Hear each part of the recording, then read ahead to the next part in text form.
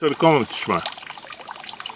Помним от детството, с хубавите халаци, с зукичок.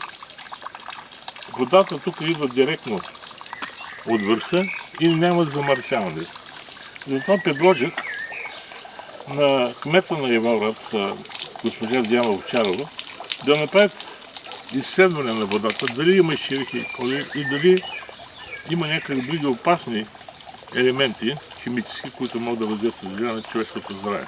Ако няма, трябва да се хвърлят малко повече средства и енергия, да се почисти още по-добре каптажа и сега, след това пълноводие, което има навсякъде, водата ще бъде достатъчна да задоволи нуждите на Хухла от питейна вода.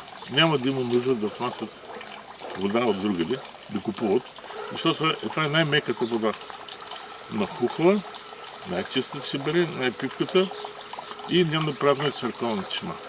По-напред двора на църквата е имало и друга такава чешма. А тя следва пътя на по-стар водопровод, който е бил още свързан с римско време. За него стана известно, когато копаехме един кладенец малко по-нагоре. Този водопровод е метър широк, толкова голям. Според Божидар Димитров това е бил водопровод, който е свързал римски град.